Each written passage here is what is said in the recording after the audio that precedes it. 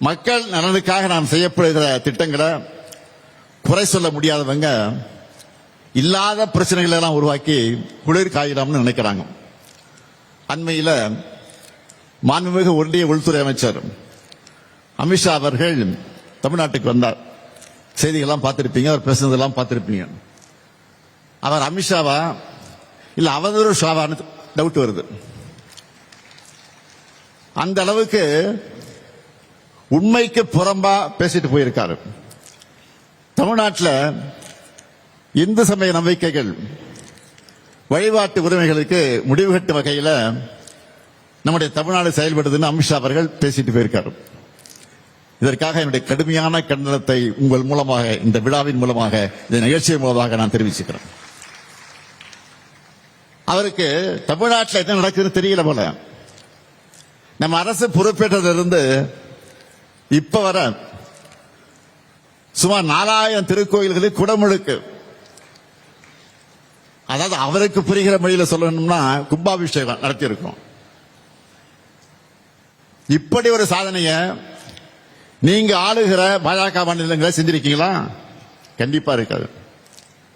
அது மட்டும் இல்ல, 997 திருக்கோயிலுக்கு சொந்தமான 7,701 கோடி ரூபாய் மதிப்பிலான 7,655 ஏக்கர் நிலங்களை மீட்டு இருக்கும்.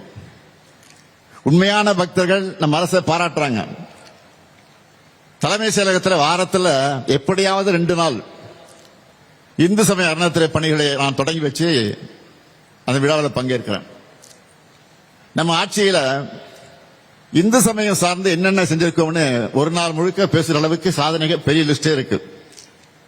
அதனால்தான் பக்தர்கள் விரும்பக்கூடிய ஆட்சியாக தான் திராவிட மாடல் ஆட்சி இருக்கு. ஆன்மீக பெரியவர்கள் விரும்பும் ஆட்சியா இருக்கு. அனைத்து சமயத்தவர்கள் நம்பிக்கைக்கும் மதிப்பளிச்சு அவன் மத உரிமைகளை காப்பாற்றுகிற ஆட்சியா நடத்திக்கிட்டு வரோம்.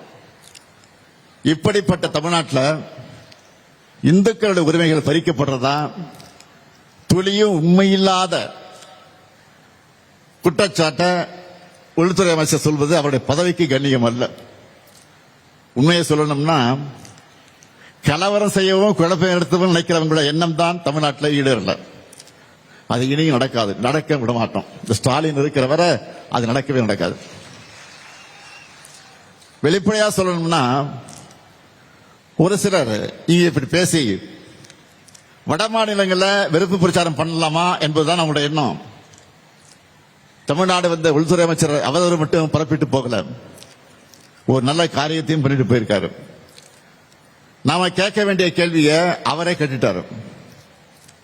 நம்மோட வேலையை அவர் ஈஸியாக்கிட்டாரு. அதுக்காக நான் அவருக்கு நன்றி சொல்ல விரும்புகிறேன். தமிழ்நாட்டில் மோடி ஆட்சி அமையணுமா வேணாமான்னு மக்களை பார்த்து அமித்ஷா கேட்டிருக்காரு. ஐயா, இதையே தான் நாங்கள் சொல்றோம்.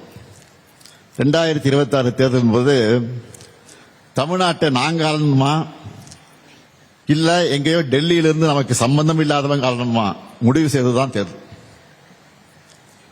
இது தமிழர்களின் சுயமரியாதைக்கு விடப்பட்டிருக்கக்கூடிய சவால். அதிமுக கூட்டணிக்கு வாக்களிச்சா பாஜக தான் தமிழ்நாட்டை ஆளணும்னு நாங்க சொல்லி புரிய வைக்க வேண்டிய அவசியம் இல்லை. அமித்ஷா அவர்கள் நேரடியாகவே ஒப்புதல் வாக்குமூலம் தந்திருக்கிறார்.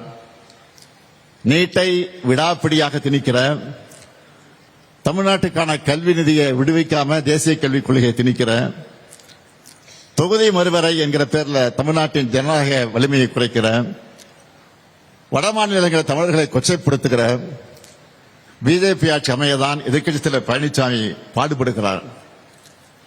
அம்மையார் ஜெயலலிதா அவர்களுடைய மறைவுக்கு பிறகு தமிழ்நாட்டில் பாஜகவோட பிராக்சி ஆட்சி நடந்துச்சு. கடந்த 5 ஆண்டுகளாக தான் அதிலிருந்து நாம் தமிழ்நாடு மீண்டு தலைநிமிர ஆரம்பிச்சிருக்கிறோம். இப்ப நேரடியாகவே பாஜக ஆட்சியை சொல்லிட்டு வராங்க. 11 ஆண்டுகளா ஒன்றியத்தில் நடக்கக்கூடிய என்டிஏ ஆட்சியில் தமிழ்நாட்டுக்காக ஒரு துரும்பை கூட கிள்ளிப்படாத உங்களை தமிழ்நாட்டு மக்கள் நம்ப தயாராக இல்லை. 2019, 2021, 2024 கடந்த 3 தேர்தல்களையும் படுதோலை பரிசா தந்ததும் உங்களுக்கு புரியலையா? தமிழ்நாட்டுக்கு ஓரவஞ்சைப்பட்டதை நீங்க மாத்திக்காதப்ப தமிழர்கள் மட்டும் தங்களுடைய முடிவை மட்டும் எப்படி மாத்திக்குவாங்க? மக்கள் எப்போதும் நம்ம அரசு பக்கம் தான் இருக்காங்க. திரும்பவும் நாங்க தான் வருவோம். நல்ல ஆட்சியை தொடருவோம். எதிலும் நம்பர் 1, எல்லா துறையிலும் ஏற்றவன்னு இதுவரை காணாத வளர்ச்சியை நோக்கி தமிழ்நாட்டை கொண்டு செல்வோம். திராவிட மாடல் 2.0 இன்னும் பெரிய சாதனைகளை படைப்போம் என்று கூறி உங்கள் அனைவருக்கும் மீண்டும் ஒரு முறை வணக்கத்தை தெரிவித்து விடைபெறுகிறேன். நன்றி, வணக்கம். 8 புதிய அறிவிப்புகளை வெளியிட்டு சிறப்பித்த மாண்புமிகு தமிழ்நாடு முதலமைச்சர் அவர்களுக்கு மனமார்ந்த நன்றிகள். தற்போது பயனாளிகளுக்கு அரசு நலத்திட்ட உதவிகளை வழங்கி சிறப்பிக்குமாறு மாண்புமிகு தமிழ்நாடு முதலமைச்சர் அவர்களை பணிவன்புடன் கேட்டுக் கொள்கின்றோம்.